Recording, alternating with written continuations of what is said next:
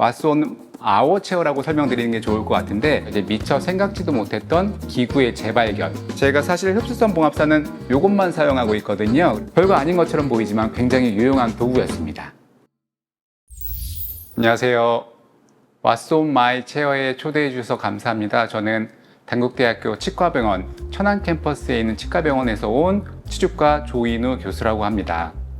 제가 지난번에 올려주신 영상들 다 쭉 봤는데 소개해주신 기구들, 재료들 굉장히 다 유익했고, 그 중에 특히 새로운 기구를 소개했다기보다 기존에 출시되어 있던 기구들을 소개해 주시면서 이제 미처 생각지도 못했던 기구의 재발견, 그런 부분이 특히 유익했는데, 제가 사용하고 있는 재료 중에서 시청자 여러분들이 이렇게 쓰면 기구가 더 유용하겠구나, 이런 부분, 그리고 이런 재료 나도 갖고 있는데 이렇게 쓰면 더 좋겠다, 이런 부분을 조금 더 신경을 써서 오늘 3가지 재료에 관해 설명을 드릴 건데, 사실 10명 넘게의 치과의사들이 같이 사용하는 공동 기구이기 때문에 사실 특별한 재료는 아니고 왓슨 아워체어라고 설명드리는 게 좋을 것 같은데, 그 중에 3가지 재료, 먼저 기구 먼저 설명을 드리도록 하겠습니다.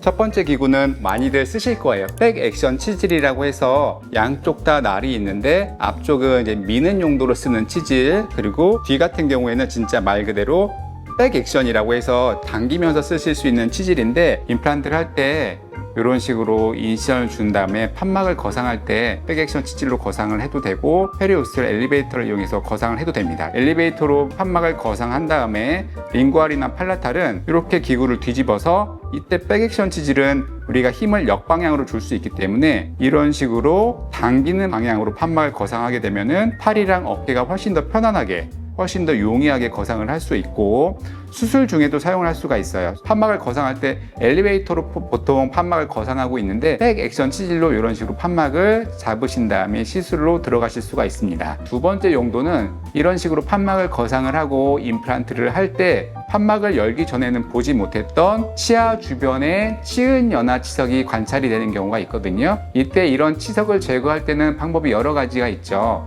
울트라 스케일러를 사용하셔도 되고, 백 액션 치질로 이쪽 부분으로 이렇게 치석을 밀어서 제거해도 되지만, 특히 최후방 대구치의 뒤쪽 같은 경우에는 백 액션 치질을 원심면에 이렇게 견고하게 부착시킨 다음에 위로 당기면서 하시게 되면 아무래도 조금 더 손쉽게 치석이 말끔하게 제거가 돼서 임플란트라든가 GBR을 한 다음에 치유가 좋아질 수밖에 없습니다. 이런 스케일러 대용으로도 백 액션 치질을 사용할 수가 있습니다. 이 3번째 용도는 제가 이쪽에 논문을 잠깐 보시면 논문 그림에서 요 인용된 모식도를 보시게 되면 GBR을 한 다음에 판막에 1차 유압을 위해서 릴리징 인시전을 할 때 릴리징 인시전을 일단 그으신 다음에 판막에 신장이 조금 부족할 경우에는 협측의 판막을 잡은 다음에 인시전 있는 부분을 백 액션 치질로 살살살 긁어주게 되면 판막이 조금 더 신장 이완이 돼서 이런 텐션을 조금 줄일 수가 있어서, 이런 감장절개의 일환으로 백 액션 치질을 제가 굉장히 많이 사용하고 있습니다. 그래서 이 백 액션 치질을 제가 말씀드린 판막의 엘리베이션, 그리고 치석의 제거, 스케일링 용도로도 사용할 수가 있고, 그리고 경우에 따라서 특히 GBR을 과격하게 하실 경우에는 릴리징 인시전 할 때도 사용할 수가 있는 별거 아닌 것처럼 보이지만 굉장히 유용한 도구였습니다. 네, 그리고 두 번째 재료는 우리가 임플란트라든가 다른 술식에서 GBR을 할 때 사용할 수 있는 그래프트 매터리얼 중에 스위스의 가이스트리사에서 만든 바이오스, 그 중에 바이오스 펜에 관해서 설명을 드릴 예정인데, 많이들 사용하실 거예요. 우리가 제일 많이 사용하는 부분은 상악동 거상술 라테랄 어프로치에서 제일 많이 사용하는데, 일반적인 GBR 할 때도 굉장히 유용하거든요. 이때 사용하는 모습을 제가 간략하게만 보여드리도록 하겠습니다.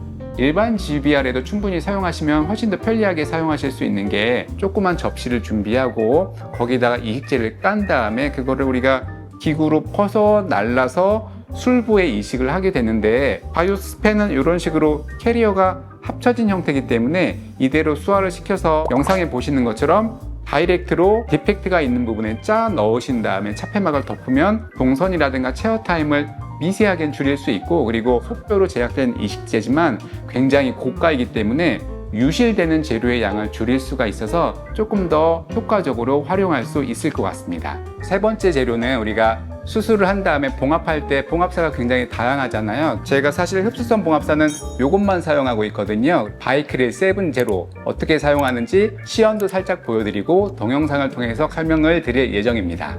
제가 7제로를 선호하는 이유는 흡수성 봉합사는 연조직 내부에서 흡수가 되는 봉합사다 보니까 이게 흡수가 되기 전에는 물리적인 이물감이 있을 수밖에 없어요. 그래서 조금이라도 얇은 봉합사를 사용하는 걸 선호하기 때문에 7제로를 사용하고 있습니다. 그래서 여기 보시게 되면은 니들의 모양이라든가 봉합사의 길이 같은 게 적혀 있어서 본인의 선호하는 니들의 모양, 커베이처 원하는 길이를 선택하신 다음에 주문하셔서 쓰실 수가 있습니다. 임상적으로 사용할 때는 사용 방법은 똑같아요. 그래서 절개가 이렇게 되어 있을 때 이런 식으로 커베이처에 맞게 돌리신 다음에 일반 봉합사랑 다를 건 하나도 없습니다.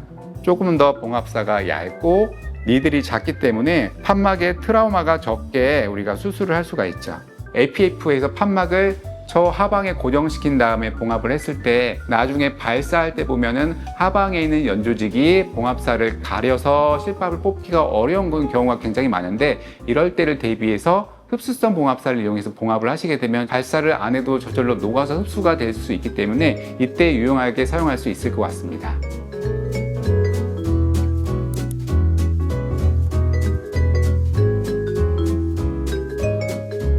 오늘 제가 진료실에서 많이 쓰는 재료, 여러분도 충분히 접근 가능한 재료 3가지에 관해서 말씀을 드렸고, 사실 매일매일 저희가 진료, 수술을 하다 보면 조금 지겨우실 수도 있는데 다른 방법, 다양한 재료를 사용하다 보면 여러분의 수술 진료가 조금은 더 즐거워지실 수 있을 것 같습니다. 오늘 말씀드린 재료는 하단에 오브마켓 링크에 가시면 특별 기획전에 제공을 하신다고 하니까 기회가 되시는 분들은 방문하셔서 구매를 하시면 좋을 것 같습니다.